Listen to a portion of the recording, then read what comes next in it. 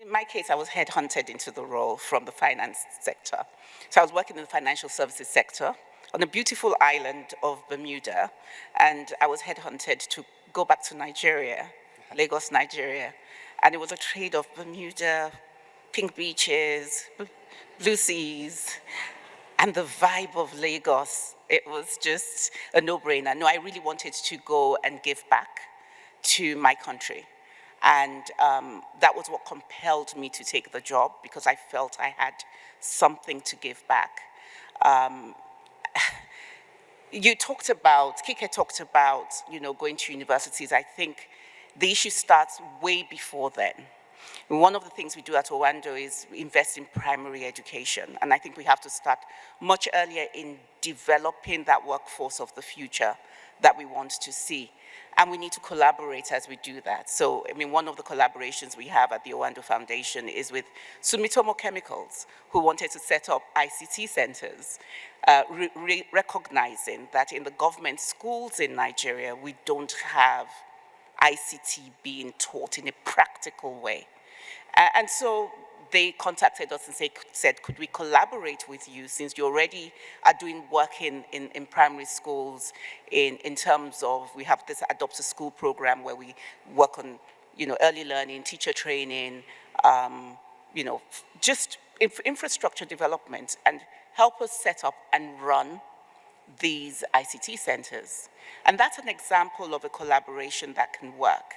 I think there's something else, like you said, Chioma, about the S in ESG being more than just social and becoming more of diversity in terms of workforce diversity. As oil and gas companies, we tend to do social impact assessments, environmental impact assessments.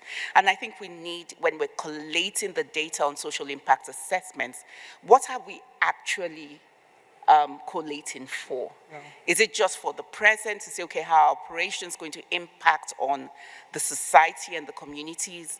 Or are we also looking at the opportunities in terms of what do we need for our own sustainability from a diversity and inclusion point of view, from a human capital point of view, from this community and the wider community in terms of the nation that we're in? And where are the gaps, and how can we fill those gaps? Mm-hmm. I love that, yeah. Thank you. Still would like to understand why everybody joined this industry. Well, it wasn't so much the industry, but I was given an opportunity from, I think, my MBA. I did, again, back to my university comment, I did my MBA project with an oil and gas company, and from there I just stayed in that industry and continued there. So the opportunity presented itself to me while I was in school, and from there went on. So it's coming back to actually the earlier introduction, so at school, yeah, as we've been talking about. Yeah. Ian, what about you? Oh my goodness, I didn't know what I wanted to be when I grew up, and I'm still working on it. But I had a couple of interviews when I graduated, and really, as I was being interviewed, realized I wasn't going to be a really good engineer, so I needed to do something else. And I got a chance to interview with an oil field service company, and the first reaction was, they've all got nice cars. While there was some very admirable reasons for joining the industry, I really like the nice cars. But over the years, what I've realized is you do get the chance to travel, but you get to work with a really diverse group of people. And I've got, on my team, I've got representations from 5 continents working for me. And the diversity of thought and the interactions that you get from that is really, really powerful. And then when you see what they then take back to their own communities and their own countries, that's for me something that we can be really proud of as an industry. And I think shame on us, we don't really advertise it very well and share the impact that we have, because we've lifted a lot of people out of poverty through the energy that we've supplied, but there's also that people aspect, and it is all about the people. So mine is, so I think I bring the diverse thinking, because my background is communications, but I've been in banking, I've been in FMCG, I've worked in telco. So the way I see diversity, and I think we had that conversation earlier at the back, is it's not just a gender conversation, it's not just a demographic conversation, it's also a thought process, it's also different experiences, and that's part of what the social is, right? So for me, I joined oil and gas because I think I bring a diversity of thought, and it's an industry I've always wanted to be a part of because I see the impact in the community for good and for bad. And I think part of giving back and just contributing your quota, you can't always be on the outside saying, big oil is doing this, big oil is not doing that. It's important to actually be a part of the change that you want. So that's me. Absolutely. And now I'm going to diverge from the script that the panel has, so forgive me for that, but we knew that we were just going to have a conversation. And actually, the word I want to focus on for a bit, two things.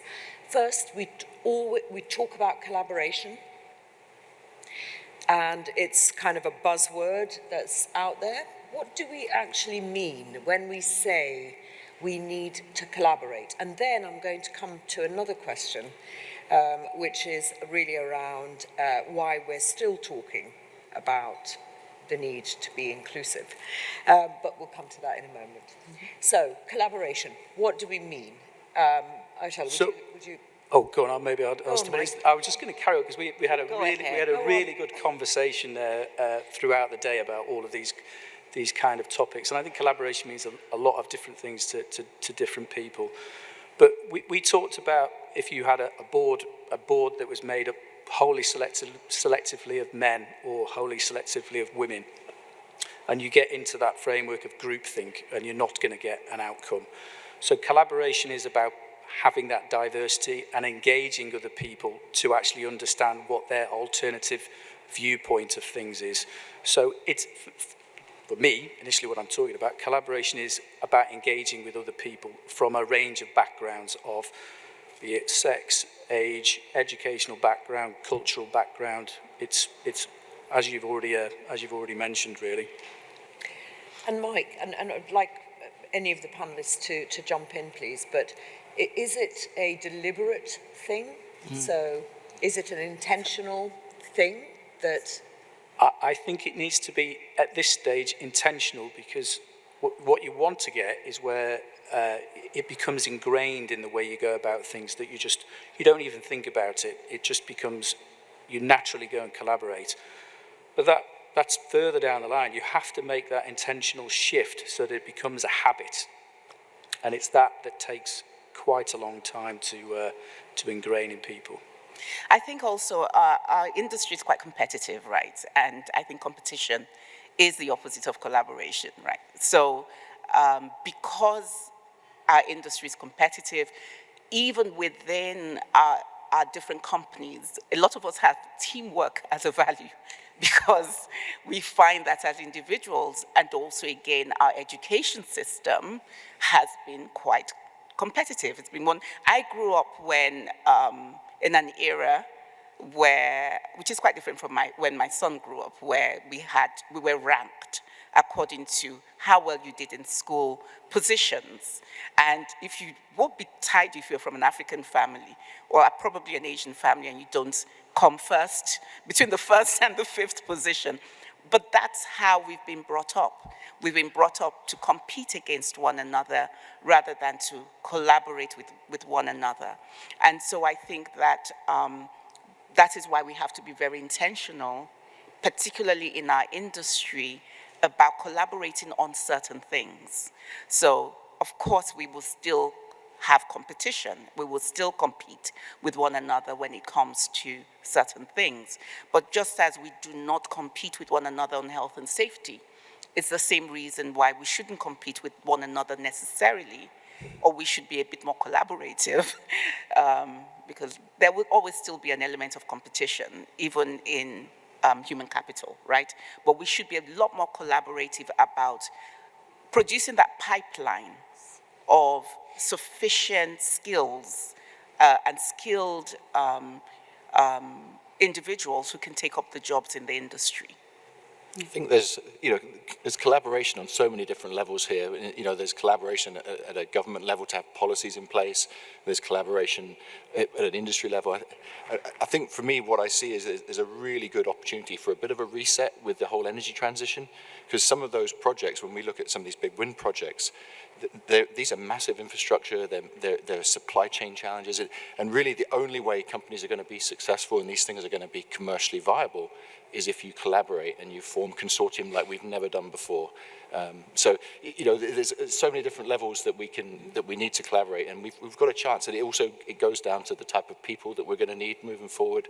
So on all these different things, whether it's the education, the commercial structures of the projects that we do, or just the frameworks and the policies of the countries. And Africa's in an even better position because some of the countries are really just at their starting point. You look at like Namibia, they really have a nice clean sheet of paper to actually learn some of the lessons and take things forward in a way that we could only dream about.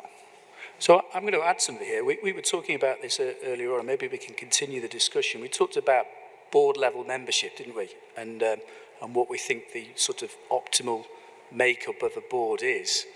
I think Kike, you've got a great story to tell. Well, on the board level, I'll say at LECOIL, we have 50-50. So we're predominantly female on the board, given that our chairperson is female. So yes, we're aware that in the industry, this is not something that's normal, especially in a country like Nigeria that is very patriarchal. And by having, I know there's a question of, okay, how do you improve the dynamic or the balance on a board of having that split of 50-50, or even better yet, why can't it be more female than male? Why does it have to be either the same or less? And the reality is, by having women in leadership positions, so for instance, we've got a female chairperson, it kind of opens the doors to others. So by having that, you spearhead the more women are willing and wanting to be there. It's rare that you have, if you've got a board full of males and you're then trying to attract a female, and it's almost like, okay, if this is a cutthroat board or a board who's just not willing to listen, a board who's not willing to collaborate, why does she want to come in? To come and fight her way or her presence in there? By having that female chairperson, we've said, you know what, we are open, we're balanced. And it opens the doors to others saying, you know what, I can do that too. And others saying, I want to do that, and put me in that trajectory. So even on the company side, because you say, okay, if you're looking for board members, you don't always have to look from the outside. On a company side, within your own demographic of females, is making sure that they're being mentored, they're being trained, they have the opportunities to grow into that role of being a director, so that when you are looking to expand your board, you're not necessarily looking outside. You've already groomed your people on the inside.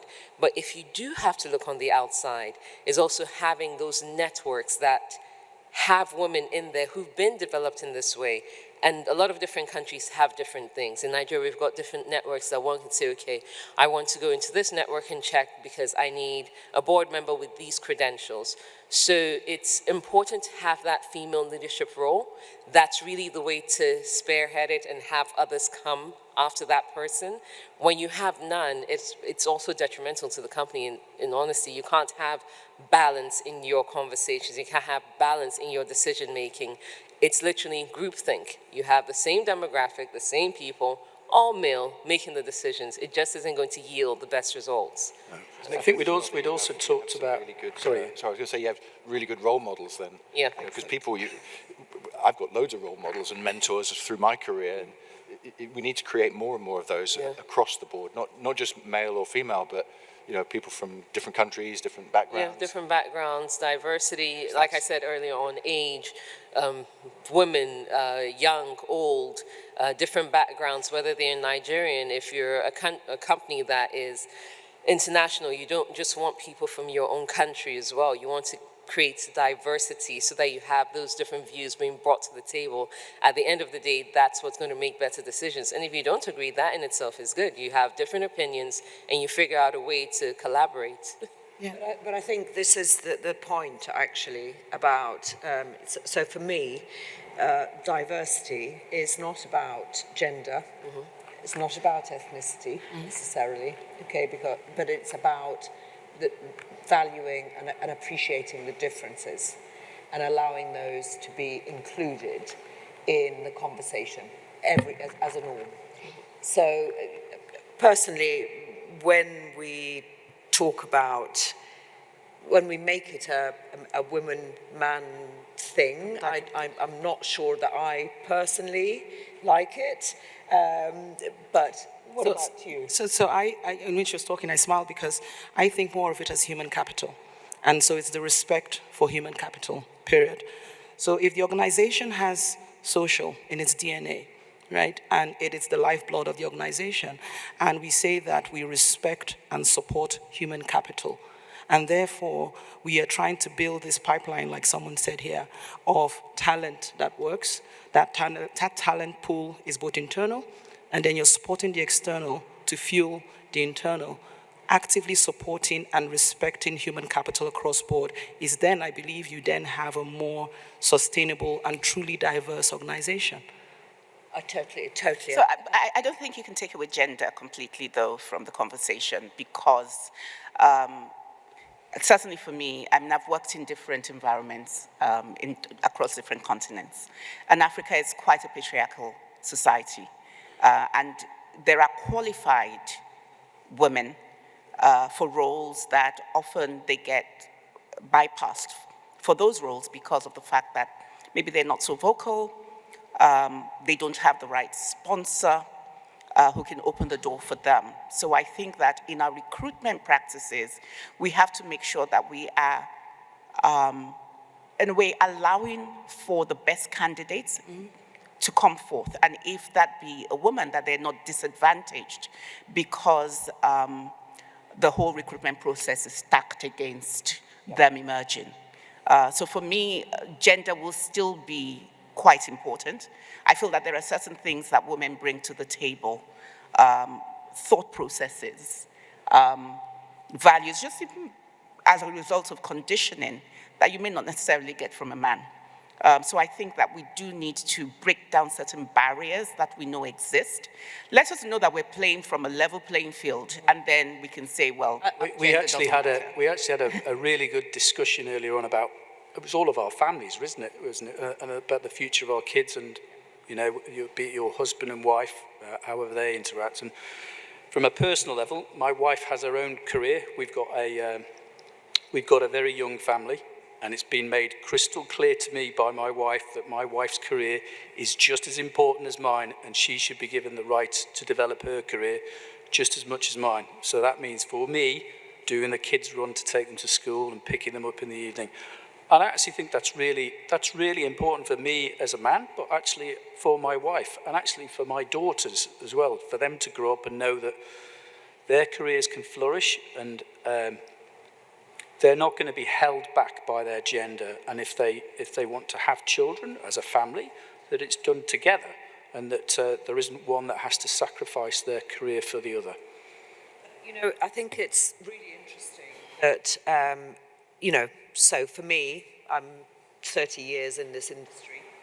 We've been having this conversation about, you know, gender balance, about diversity, about getting that balance right, whether it's in the workplace or on boards, for, well, certainly 30 years anyway, longer.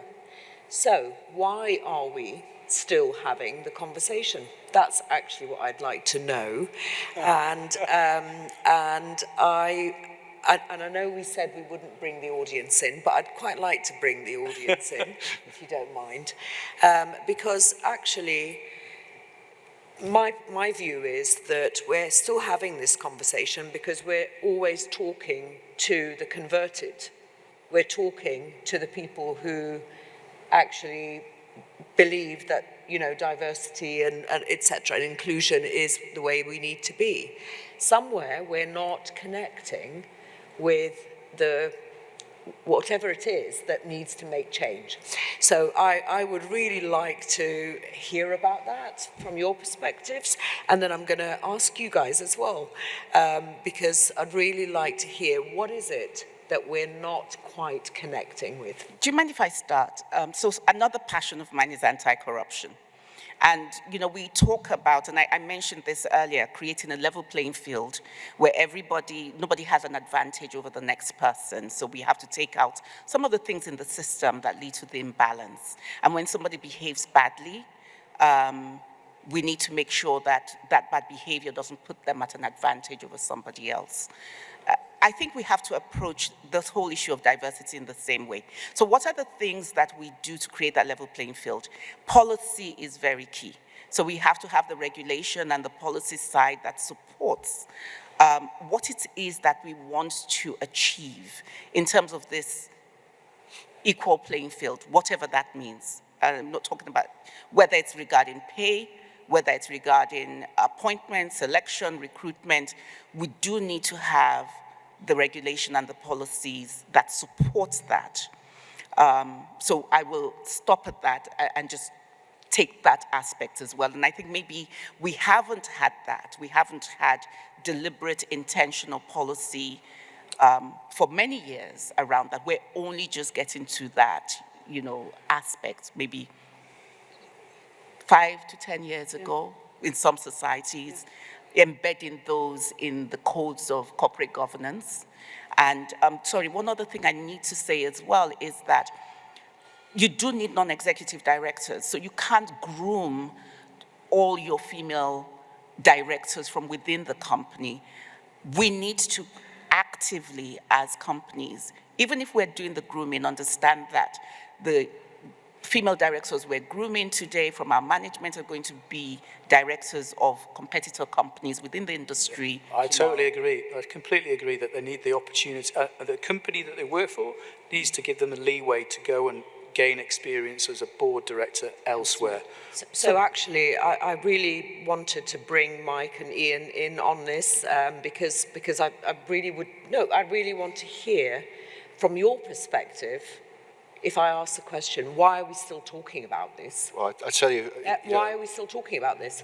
Well, the reality is I think we've just got a massive public perception issue. As an industry, it doesn't matter whether you go from fracking to, offshore oil now, or, we're not quite tobacco, but we're kind of getting there. And I think, when I look at the younger generation, I've got a 17-year-old daughter, and her career ambition is to be an influencer.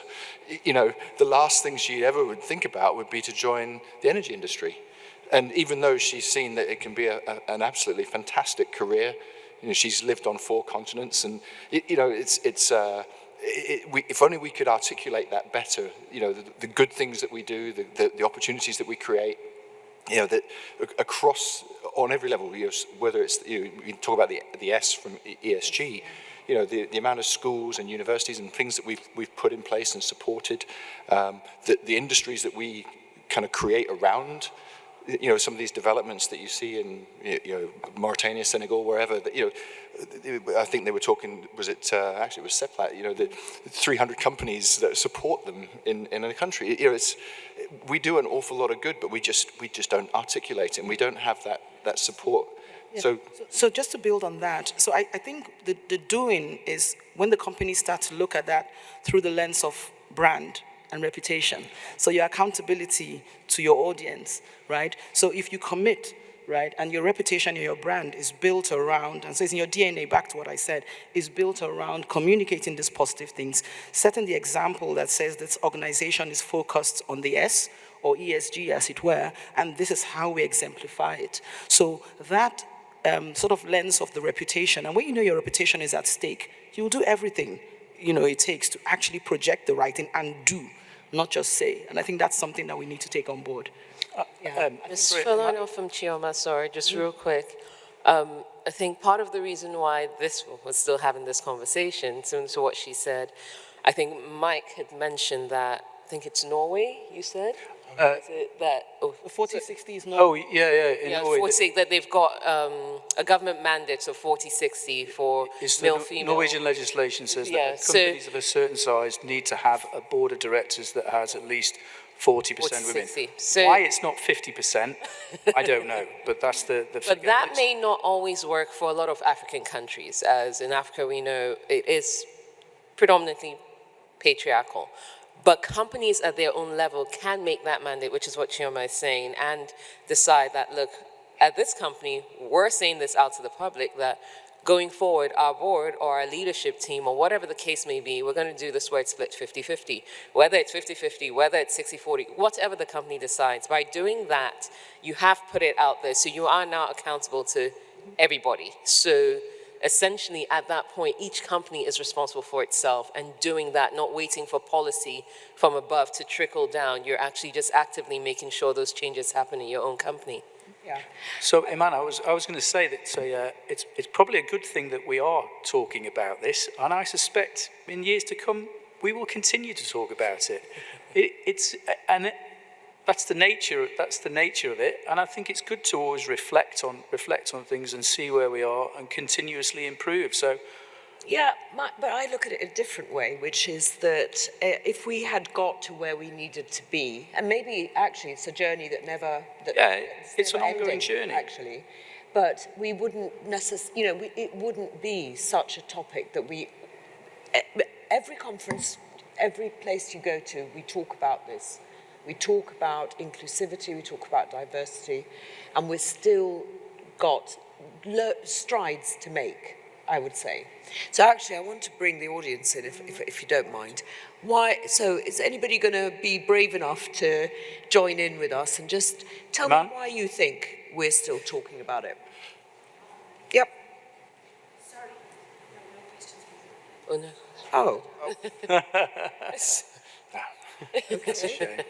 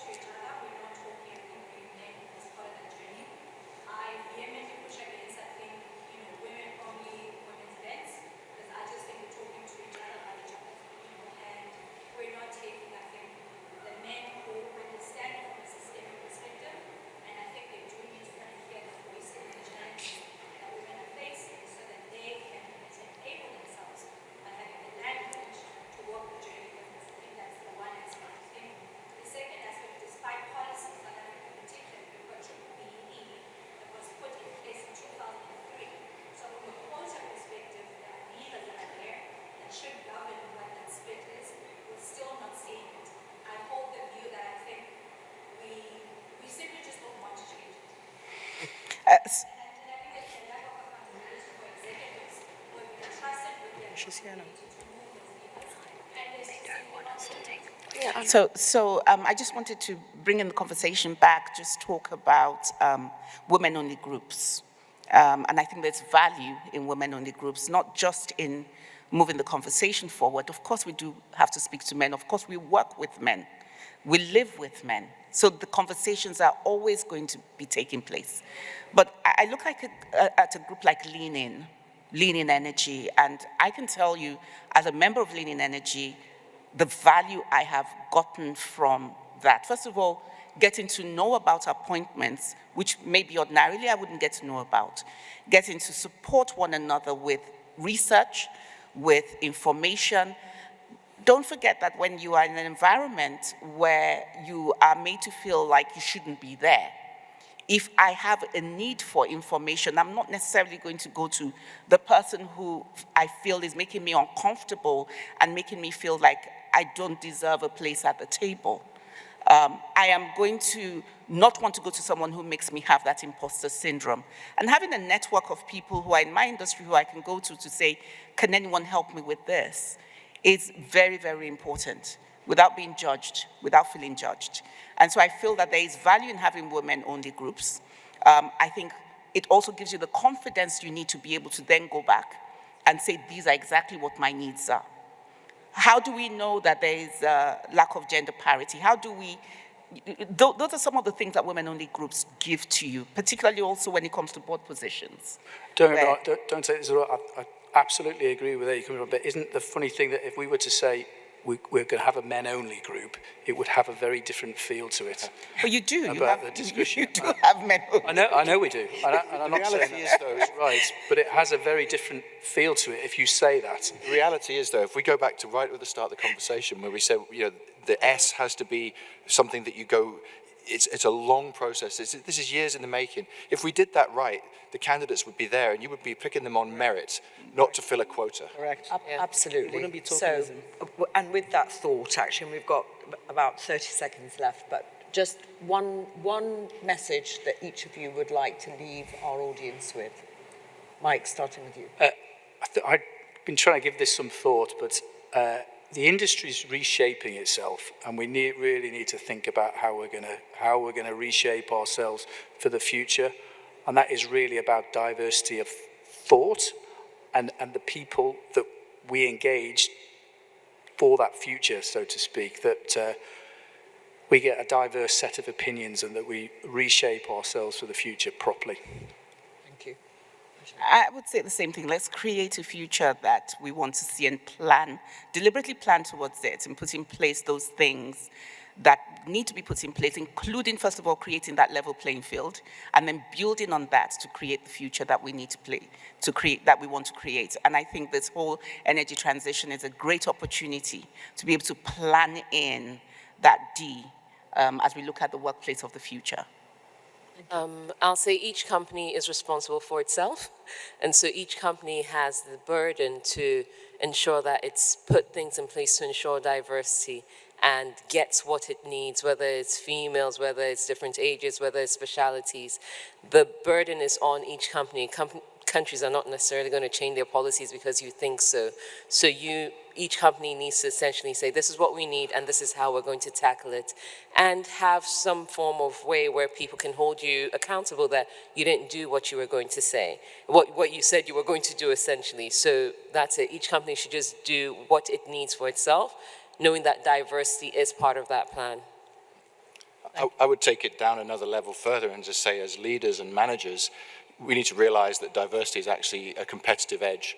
And if you have your teams, whether it's male, female, different nationalities, cultures, whatever, when you get that kind of challenging environment where, because it can be more difficult to manage, no doubt about it, but the interactions and the thought processes and the diversity of outcome that you get is a competitive edge. And so that would be my takeaway, is we should all challenge ourselves personally to do that every day.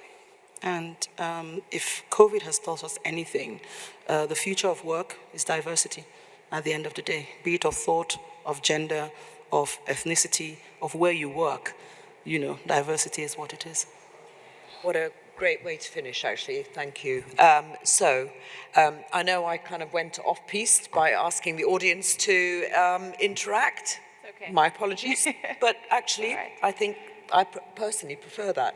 But thank you. We're done. No worries. Thank you so much, Iman Hill, and your panel. I completely understand how tempting it is to want to engage with the audience. I really do understand it.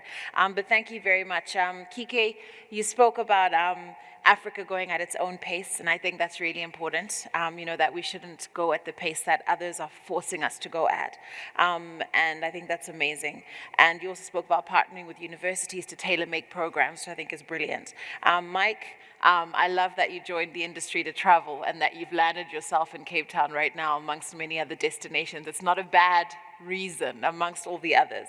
Ayotola, giving up pink beaches for Lagos's vibe. I think it's good to go back home and give back to where you came from. But again, not just to make everything about gender particularly, which is where this conversation was going. It really should be about credit and merit and not just about gender. And Ian, if you're still working on what you want to be when you grow up, it's no wonder your daughter wants to be an influencer as well. But you know what? There's so much future in that, because that's where the world is going. So don't underestimate that. It might actually be on a university prospectus as an actual degree. You never know. And Chioma, thank you as well for sharing. I'm inspired as somebody who has a background in communications as well. Never thought I would engage with an oil and gas audience like this, but it is inspiring, and also just emphasizing diversity above everything. So thank you all so much for the nuggets that you shared. This was definitely a nice way to end the day, a nice social discussion, but a very important one. So thank you, Iman, and thank you to the panelists. Cheers. All right. So as they leave the stage, ladies and gentlemen, that is the end of day 2, Africa Oil Week.